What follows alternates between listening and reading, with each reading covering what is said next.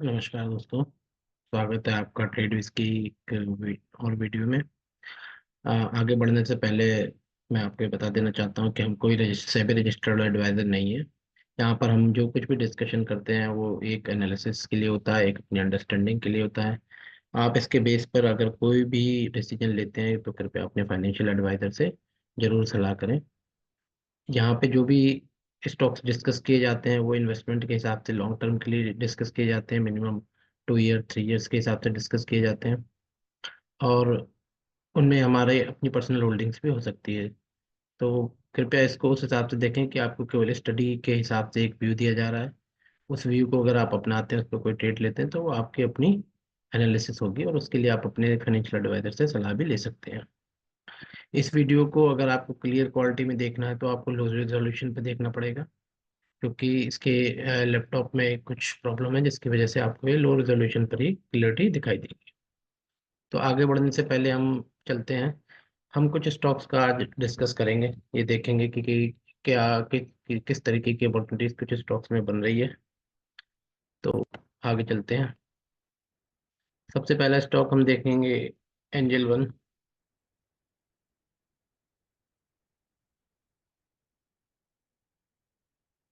तो अगर angel one में हम देखते हैं तो एक बार इसके फंडामेंटल्स पहले देखते हैं।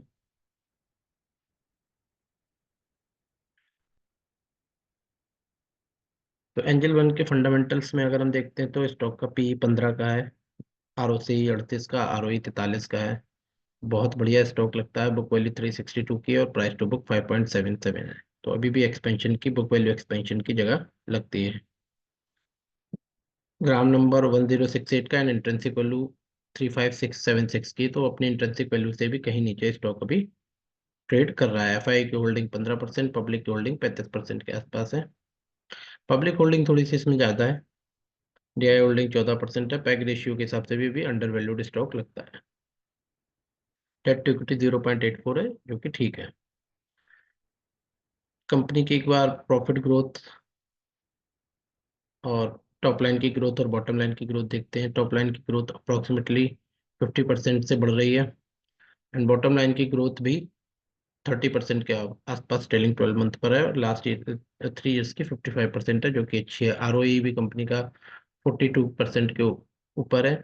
तो ओवरऑल कंपनी का आरओई अच्छा है, आरओसी अच्छा है। टॉप एंड बॉटम लाइन की ग्रोथ अच्छी है। पब्लिक होल्डिंग थोड़ी सी ज़्यादा है, जो इसमें थोड़ी सी प्रॉब्लम लगती है। नंबर ऑफ शेयर होल्डर्स भी इस वजह से बढ़ते हुए दिखाई दे सकते हैं। तो अगर हम एक बार नंबर ऑफ शेयर होल्डर्स पे निगाह डालते हैं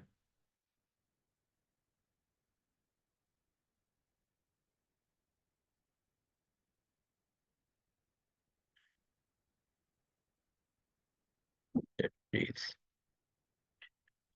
नंबर ऑफ शेयर होल्डर्स 2,70,000 के आसपास है, जो कि इनिशियली 84,000 के आसपास थे सितंबर 2021 में। फिर वो बढ़ के 1,11,000 और 1,55,000। जितने नंबर ऑफ शेयर होल्डर्स बढ़ जाते हैं, जितने पार्टिसिपेंट किसी शेयर में बढ़ जाते हैं, उस शेयर को चलने में उतनी ही प्रॉब्लम होती है। तो यहाँ पे नंबर ऑफ शेयर होल्डर थोड़े से बढ़ गए हैं। ओवरऑल फंडामेंटल अच्छा है। ये नंबर ऑफ शेयर होल्डर बढ़े हुए ये बता रहे हैं कि पब्लिक की होल्डिंग में थोड़ी सी ज़्यादा है। वही यहाँ पे रिफ्लेक्ट हो रही है। तो इस स्टॉक में फंडामेंटल वाइज कोई भी प्रॉब्लम नहीं है। Only problem is the number of share holders and the public holding. तो उस हिसाब से अगर हम स्टॉक का व्यू देखते हैं, जिस हिसाब के इसके फंडामेंटल हैं, तो हमको एक चीज़ तो क्लियर कट नज़र आती है कि इस स्टॉक में केवल दो ही पॉसिबिलिटी हो सकती हैं।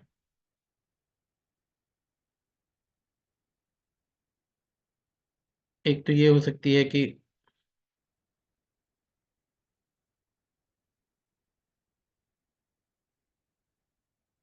एक तो ये हो सकती है कि आपका ये फर्स्ट वेव चली, ये सेकंड वेव चली, स्टॉक की ये थर्ड वेव, फोर्थ वेव और फिफ्थ वेव में कहीं ऊपर स्टॉक जा सकता है, जो कि इसके बड़े टारगेट यहाँ की तरफ दिखते हैं।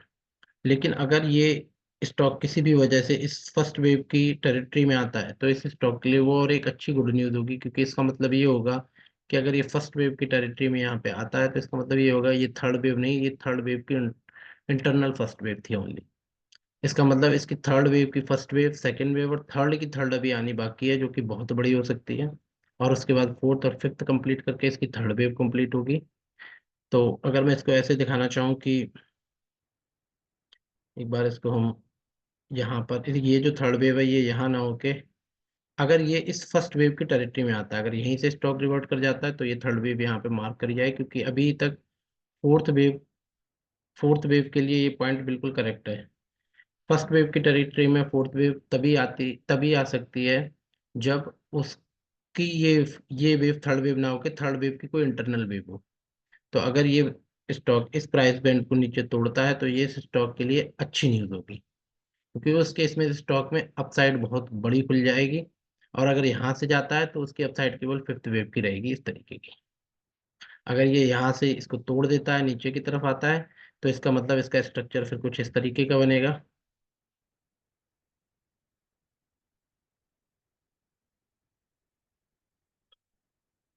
उस कंडीशन में इसका स्ट्रक्चर कुछ इस तरीके का होगा कि इसकी थर्ड वेव की इंटरनल वेव स्टार्ट होंगी यहाँ से।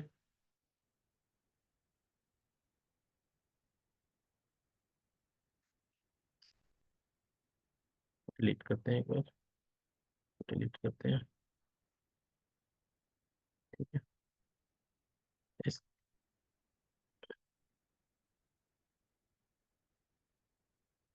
उस कंडीशन में इसकी जो अंदर की वेव होंगी वो इस तरीके की होंगी, थर्ड की फर्स्ट, सेकंड। अगर वो यहाँ कहीं पर आती है तो भी मैं इसको ठीक करता हूँ। ये थर्ड वेव यहाँ कहीं जाएगी, और ये सेकंड वेव, उस कंडीशन में सेकंड वेव को यहाँ कहीं आना पड़ेगा इस ट्रेंड लाइन के आसपास।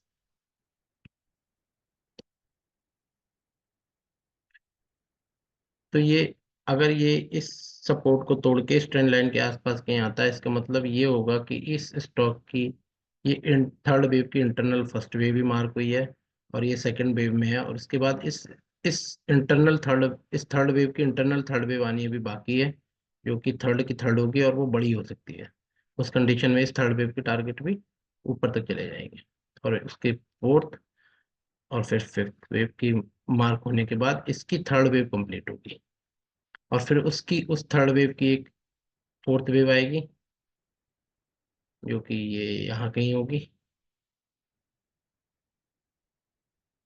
तो दूसरा स्ट्रक्चर इसमें ये पॉसिबल है जो आगे आने वाले टाइम में बन सकता है, और फिर उसकी एक बड़ी फिफ्थ वेव बनेगी। तो अगर ये स्टॉक यहीं से वापस चला जाता है तो ये 1 2 3 4 और 5 की कैटेगरी में आएगा। अगर ये स्टॉक इस सपोर्ट को तोड़ के इस ट्रेंड लाइन के आसपास कहीं आता है, यानी फर्स्ट वेव की टेरिटरी में आता है, तो इस थर्ड वेव की इंटरनल फर्स्ट वेव मार्क होगी, सेकंड वेव, और उस कंडीशन में इसके ऊपर के टारगेट और बड़े होंगे। ये तो था एंजल वन का एनालिसिस। इसके अलावा कुछ स्टॉक्स हम एक बार देखते हैं। बजाज कंज्यूमर।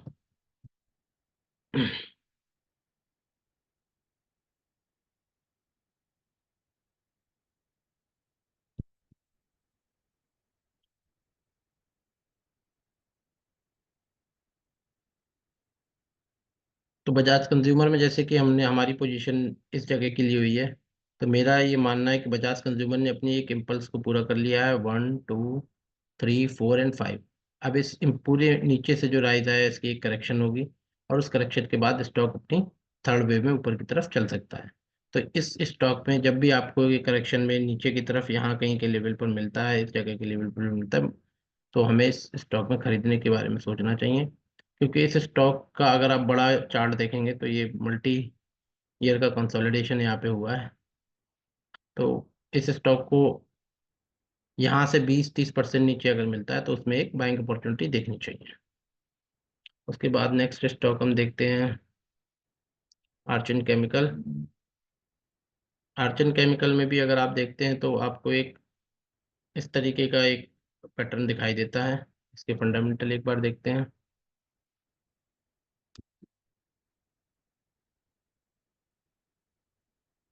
27 का पी है स्टॉक का, 25 का आरओसी है, 19 20 का आरओई है। प्राइस टू बुक 5 टाइम है। इंट्रेंसिक वैल्यू 657 है, तो कहीं ना कहीं स्टॉक अपनी इंट्रेंसिक वैल्यू के आसपास है। एफआई होल्डिंग 9.5%, पब्लिक होल्डिंग 16% के आसपास की है।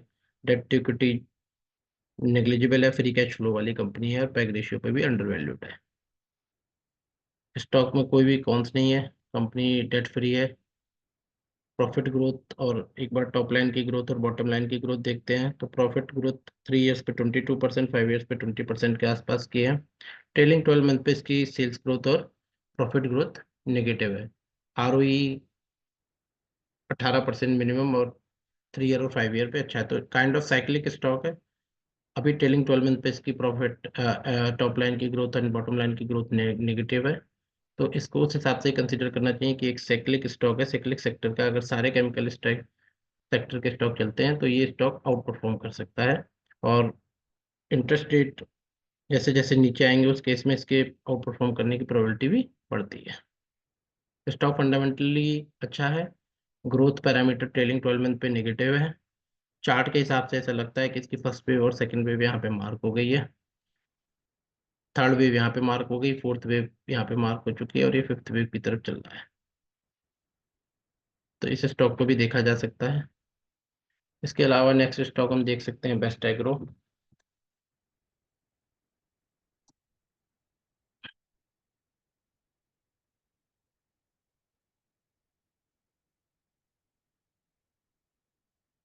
बेस्ट एग्रो का अगर आप,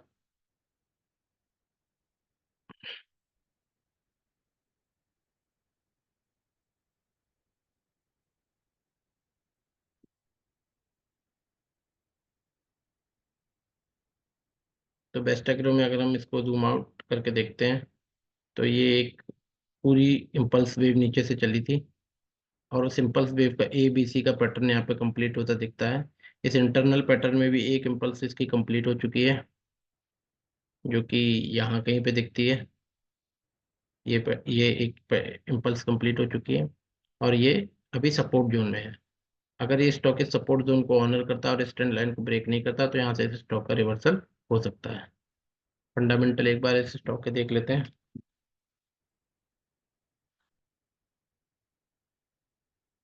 13 का पी है, आर ओ सी 16 का है, आर ओ ई 18 का है। Book price to book, price to book two two के आसपास है।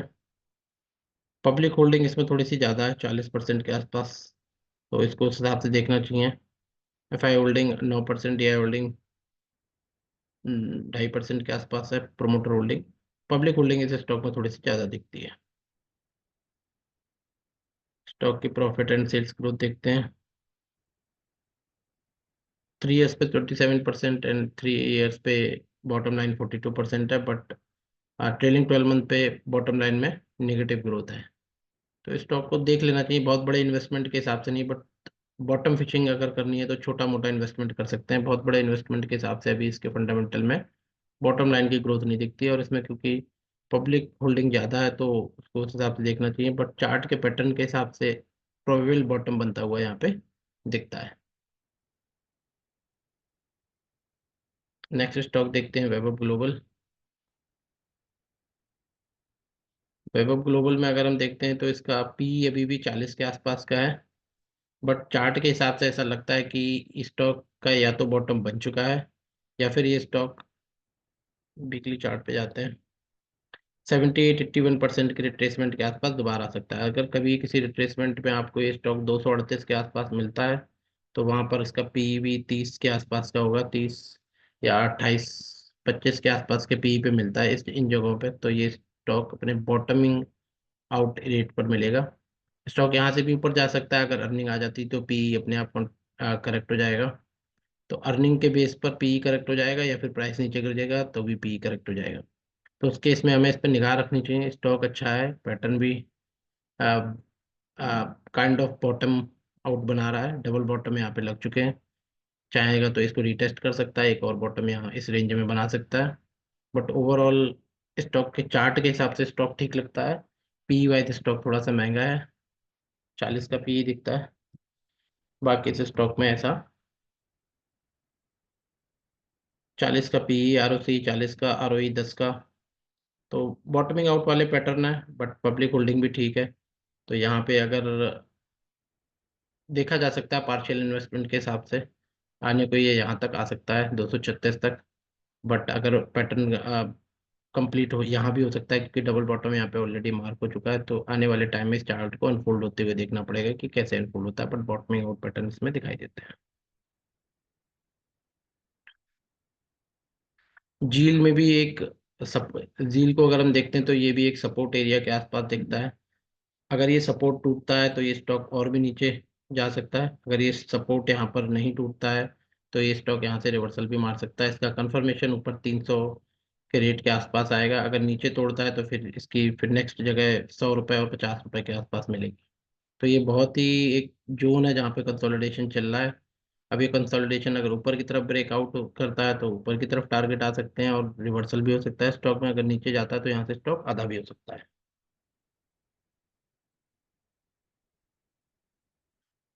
इंडिगो पेंट्स भी एक कंसोलिडेशन का पैटर्न बना रहा है। एक इम्पल्स यहाँ पे कंप्लीट हो चुकी है, इसकी करेक्शन यहाँ पे हो चुकी है, अभी ये यहाँ पे कंसोलिडेशन करना चाहिए।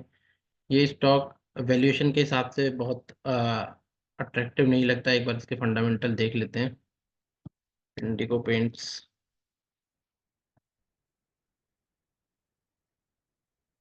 50 का पी है, तो उस हिसाब से थोड़ा सा स्टॉक महंगा लगता है। प्राइस टू बुक भी 8 टाइम्स है, तो इस स्टॉक को इस जोन में कंसोलिडेशन में हो सकता है ये 8 महीने साल भर निकाल दे, अपने पीई कॉन्ट्रैक्शन करता रहे, अर्निंग्स आती रहे और स्टॉक का प्राइस ना बढ़े, तो इसका पीई कॉन्ट्रैक्शन हो जाएगा और उस केस में स्टॉक यहाँ पे 7 से 8 महीने साल भर खड़ा भी रह सकता है। ओवरऑल स्टॉक का बॉटम यहाँ पे लगता है कि बन गया है।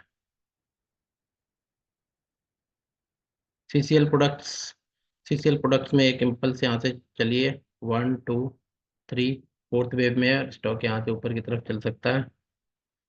एक बार इसके फंडामेंटल्स देख सकते हैं तो ये एक स्विंग ट्रेड अपॉर्चुनिटी हो सकती है।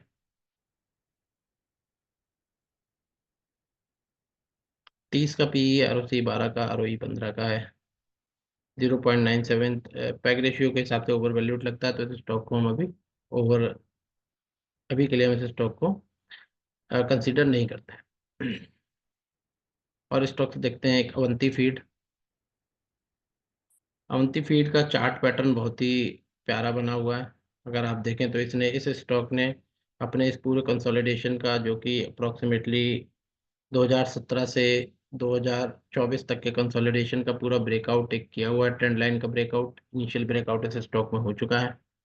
तो ये स्टॉक अगर आपको डिप में मिलता है तो इसकी ये सपोर्ट जोन है, फिबोनाची की 23-38% की सपोर्ट जोन है ये वाली। तो अगर आपको इस रेंज में स्टॉक किसी भी डाउन साइड में दिखता है तो इसको आप कंसीडर कर सकते हैं। स्टॉप लॉस ये वाली ट्रेंड लाइन ही रहेगी, जो ये वाली ट्रेंड लाइन है। इसके अलावा इसका कोई वैलिड एक स्टॉप लॉस ये बनता है और एक इसकी 23-38% की रिट्रेसमेंट का स्टॉप लॉस ये बनता है। तो इन स्टॉप लॉस के आसपास की जगहों के साथ अगर ये स्टॉक इनको ब्रेक किए बिना ऊपर की तरफ चलता है तो इसमें बड़े टारगेट आ सकते हैं, क्योंकि इसमें करीब अप्रोक्सीमेटली 6-7 साल का कंसोलिडेशन हुआ है। ये स्टॉक देखने में अच्छा लगता है। इस स्टॉक के ऊपर के टारगेट काफ़ी बड़े भी हो सकते हैं।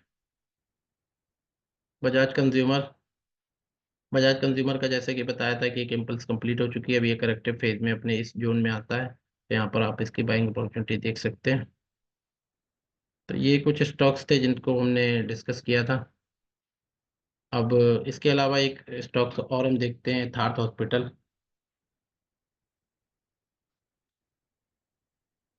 यथार्थ हॉस्पिटल को हम देख सकते हैं।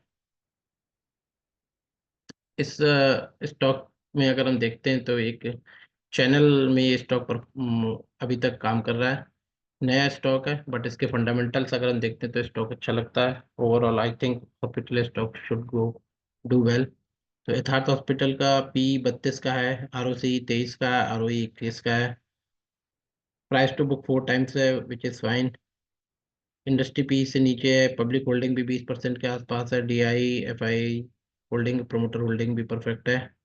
पैग रेशियो 0.34 है। डेट टू इक्विटी भी कम है। फ्री कैश फ्लो वाली कंपनी नहीं है, बट इसकी एक बार टॉप लाइन की और बॉटम लाइन की ग्रोथ देखते हैं। तो टॉप लाइन की ग्रोथ मिनिमम 40% के आसपास है, बॉटम लाइन की ग्रोथ 74% के आसपास है। तो मुझे लगता है कि इस स्टॉक को हमें कंसीडर करना चाहिए। ये स्टॉक एक अच्छा स्टॉक आने वाले टाइम में साबित हो सकता है। आरओई भी 20-22% के आसपास है।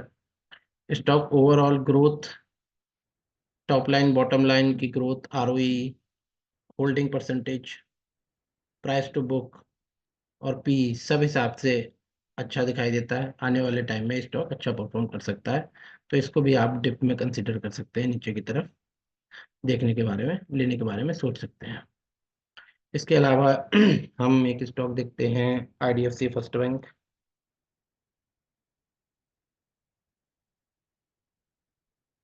इसमें देखते हैं तो 18 का पीई है, बुक वैल्यू 3940 का है, प्राइस टू बुक 2 का है, ROC 7, ROE 11, free cash flow वाली कंपनी है। PEG ratio 0.6, debt to equity बढ़ा हुआ है, बट क्योंकि ये बैंक है तो इसमें डेट टू इक्विटी बढ़ा हुआ हो सकता है। टॉप लाइन की ग्रोथ और बॉटम लाइन की ग्रोथ देखते तो 20-22% के आसपास, बॉटम लाइन की ग्रोथ 18% के आसपास, आरओई थोड़ा सा कम है। तो overall stock growth parameters and valuation अच्छे लगते हैं। रिटर्न आने के लिए अभी इस स्टॉक में हमें, अगर ये स्टॉक यहाँ से परफॉर्म करता है तो ये अच्छे रिटर्न्स दे सकता है। इस स्टॉक में अगर किसी की होल्डिंग है तो इस स्टॉप लॉस के साथ उस होल्डिंग को मेंटेन किया जा सकता है।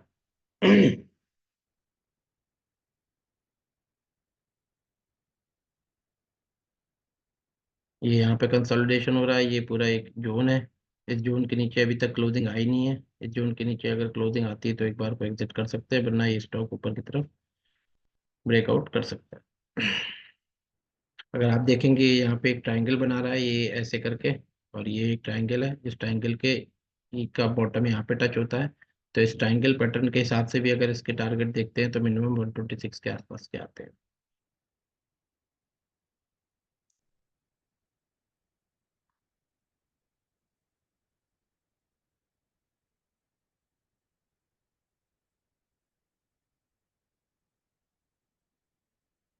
तो ये कुछ स्टॉक्स थे जिनके ऊपर हमने एनालिसिस करी। आई होप आपको ये एनालिसिस अच्छी लगी होगी। अगर आपको ये एनालिसिस अच्छी लगती है तो इसको अपने फ्रेंड्स एंड फैमिली के साथ, ज़्यादा से ज़्यादा लोगों के साथ शेयर करें। और अगर आप किसी पर्टिकुलर स्पेसिफिक स्टॉक की कोई एनालिसिस चाहिए तो आप कमेंट में पोस्ट कर सकते हैं। हम उसको देखेंगे और ट्राई करेंगे कि आपको अपना व्यू उस स्टॉक के ऊपर शेयर कर सकें। धन्यवाद।